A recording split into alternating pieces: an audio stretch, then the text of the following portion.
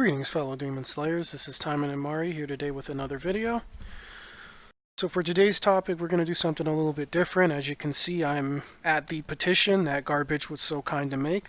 So before getting 100% started, we are going to go ahead and say that the link to this will be in the description. So anyone interested in signing the petition, please feel free to come on over to this link and do so.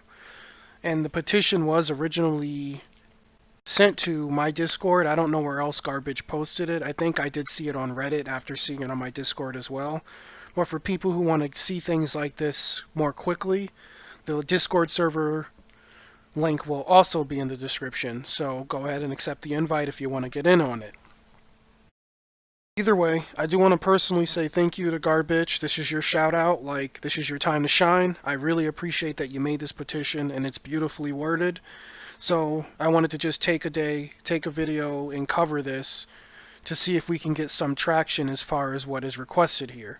So I'm going to just go ahead, read over it, and that'll be today's vid. So it's a little different than usual, but I hope you guys enjoy it nonetheless. And I do hope you guys agree with what is said and decide to sign for yourselves so we can help jump these signatures up. So it says, calling Action Taimanin to be more free-to-play friendly. Okay. So it reads, the cultured users of Action Taimanin are petitioning Lilith, Infinibrain Inc., Grimmery Games Inc. across all platforms of play, Android, iOS, and Steam, to increase transparency, provide more support to free-to-play users, and commit to cultivating a stronger relationship between user base and dev teams so that Action Taimanin becomes a more equitable and fulfilling game. Great intro. Now, upon the release of the new update, 12/15/2020, many users were left confused and dejected about the state of the game and furthering the divide between pay-to-win players and free-to-play players. Understanding that a healthy game needs both player bases in order to continue a game's longevity and stronger market share. The introduction of a fourth skill slot that would allow for much-needed quality of life update and gameplay customization has been shown to be only accessible through a paywall behind the purchase of Heavy Sheikah's Helping Hands for a limited 30-day period, which does not allow equitable play between users of different income types or modes of support.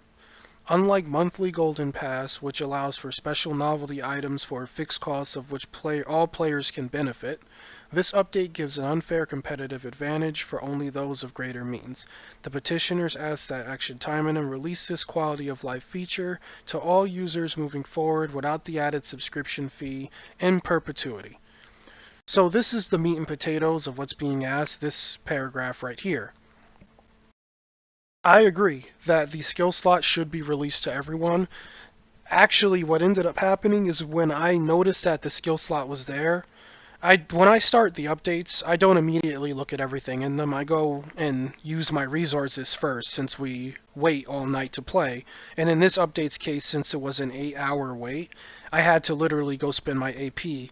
And while I was playing Emily, because of course I was, I noticed that she had an empty fourth skill slot next to her bar, and I was like, oh, when did this get added? So I immediately went to her character screen and saw that it was locked, and then I clicked it, and that's when I was met with this package. To me, that's just like, one, a terrible way to find out about it, because I wasn't aware that this was even added, but of course, that's how I was hit with the, oh, you can have a fourth skill slot and it'll cost you $29.99. Now, I don't feel something like that should be locked behind a paywall because the contents of Heavy Sheikah's Helping Hands is already a decent value. You're getting 2,200 gems paid out over 30 days. You're getting 300 mileage, which is decent. And then you're getting 20 additional AP, and you're also getting additional drops to your loot whenever you do runs, which is already a great value, and I wouldn't have minded paying for it if that was all that was there. But the fact that they added the fourth skill slot immediately caused me to feel like I shouldn't buy this item because I want the devs to know that I just don't think it's a fair addition. The difference between a whale and a free-to-play player, or even someone who spends like a medium amount on the game, compared to someone who's spending nothing or little to nothing, is already huge because of the amount of gacha pulls someone who pays is able to do. Whereas free players are stuck choosing between skins, characters, or even gacha. They can't do all three. They have trouble even doing two of those things with the gems that we're provided for free. So I don't think giving only people who are willing to buy it a fourth skill slot is really fair, because it's already furthering a huge advantage, and it didn't need to happen. Even if everyone has the fourth skill slot available to them, it won't change the difference between players. It would just give everyone the chance to experiment with the fourth skill slot and have what would be a complete build. And that's another thing that I want to get into. As far as builds, we're in a meta, or rather, we're not in this meta anymore, but we were in a meta where it was a 3-skill meta. You had to pick and choose the 3 best skills that you could think of for the situation you were bringing your character into. But people with the 4th skill slot are also playing outside of the established meta that the game put for itself. And them allowing people to basically play, to ignore that, to basically pay, to ignore that set of rules is just, it's a little bit lame in my opinion. So, yeah, I do agree that the skill slot should be released. Unfortunately, the best way to get at devs like this when they release something like this is to just simply not buy it. But I know that I can't make everyone not buy something, and if people support it, that, you know, that's their opinion. If they want to get the content, get the content. But if people want a change, the best advice I can give is to just simply boycott the content, show them that it's not making as much money as it projected, and then maybe the 4th skill slot will be released if they ascertain that that is the reason for people not purchasing. I also feel like things like this petition are really good if the devs give it serious consideration, as I feel they should, because I've already seen a number of players leave the game simply because of this change alone. So leaving this paragraph, I'll move on with the post. A limited gameplay mechanic such as the 4th skill slot, which affects some user experience in game over others, should not be able to be sold as equitable gameplay that respects all players. Again, I 100% agree with this. And here's the next talking point, which is also a very important one, and I will say why, in my opinion, it is. The petitioners also seek for the increased transparency from the development team and creative team that work on Action Taimanin. We propose weekly dev talks or planned interactions where user concerns are heard and answered. We seek to have questions about balance adjustments, drop rates, and planned release future content heard and answered by those in charge of its implementation. We wish to see official Action Taimanin accounts across Reddit, Discord, Twitter, Facebook, and YouTube to show an increased level of engagement with its user base to allow for growth of community and motivation of players. Now, this is very important that they do this, because things like this update would not happen if the devs knew in advance. One example would be Honkai Impact. The devs always give like a 1 to 2 hour stream of upcoming content every month or every other month or whenever they're planning on doing an update.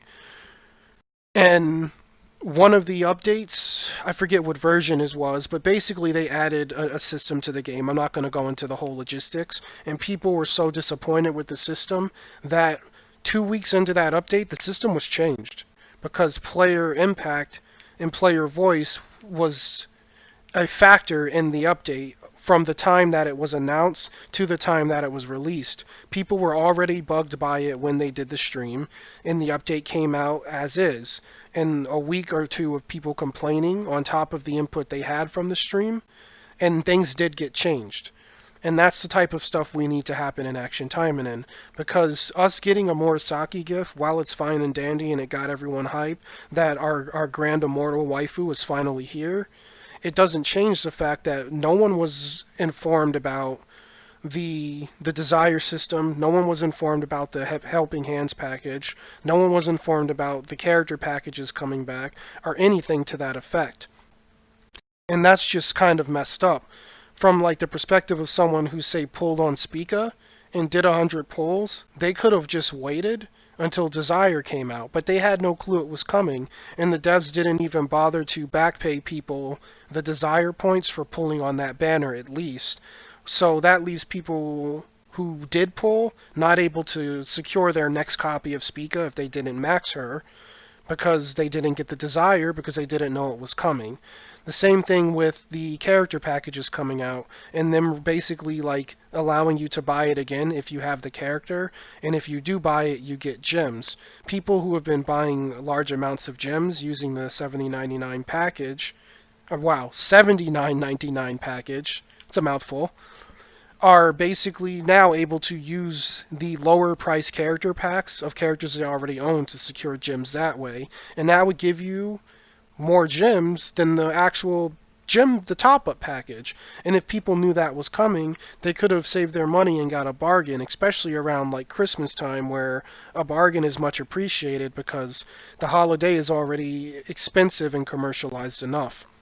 So yeah, I 100% back them being more transparent, because if we're going to get a gigabyte update and the only thing we know coming is more Saki, like if that's all we know that is coming and I see a gigabyte download, there's something wrong with that picture. We should have been informed of what was happening in our game beforehand, because it's just too much to be added without telling the player base what's going on. So yes, communication is a plus.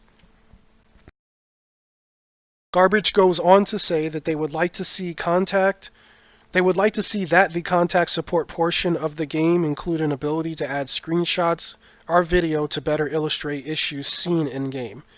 I don't know why this isn't a function already. I personally haven't used the contact support portion because I haven't had any game-breaking bugs, thank God. Besides like the Emily thing with her glasses, I've seen nothing that really broke the game. But yeah, I don't see why you can't add screenshots or video. The whole relationship between like a dev and a debugger or a quality assurance tester is that the quality assurance tester or debugger provides some sort of video or screenshot so that the dev can see where the issue happened. They can go and replicate the issue if needed, and then they can work to fix the problem. Without screenshots or video, how are they going to fix any problems if they can't see exactly what's going on? You're relying on someone who isn't a dev and who doesn't know the proper jargon or language to tell you what's wrong, and all it's going to amount to is them saying, oh, this isn't working right, because they may not work as a game dev. They may not know exactly what to say to get you where you need to be to fix it. So yes, screenshots and video are needed, and I support everything here. In short, I support this, I support better communication with the players, and I do hope that they consider releasing the 4th skill slot to everyone, because it's just another advantage that doesn't need to be added, because everyone having it isn't going to affect the current game balance between paid and free players. Basically, it goes on to say to thank them for making the game and thank everyone included. I won't read this because it is rather wordy and my throat's getting dry, but I do agree with this also. I appreciate that they made the game. I appreciate that the game was brought over to global within a year's time so that we can also enjoy the game, because games like this, unfortunately, never make it to the States. So it's nice that we do have it. But I still think that the game should consider its free-to-play player base when adding content, and its light spenders, because if those players leave, the game will inevitably die, as they make up a majority of the community. I'd rather have like 2 million people playing with 100,000 whales than 5,000 people playing with 4,000 whales, because the rest of the free-to-play player base left the game behind because they just felt, shafted and like they couldn't keep up. So I do hope that this petition overall is heavily considered, and hopefully some action comes from it. And if you are against the package, do not buy it, because that also lets them know that it is not appreciated and that a change needs to happen. Speak with your wallets and speak with petitions. Those are the only way to get through to devs. If it's not making money, they will change it. And I did go ahead and add my own input here, which it just coincides with what Garbage said, so I won't read it off. And I made sure to include my YouTube channel picture as well as my name, so people know that I do support this. I do hope you guys support it and take the time to sign it if it is something you agree with. And again, the link to this petition will be in the description. Once again, I want to say thank you to Garbage for making this. It is beautifully worded, and I appreciate you taking the time to make some sort of format for us to reach out to the devs as a community. And it really shows like that there will be some sort of unison between us. Like, we already have 52 signatures, which is large for such a small community, especially since they only came from my Discord and maybe the Reddit. I don't know where else Garbage posted this, but that's where I've seen it.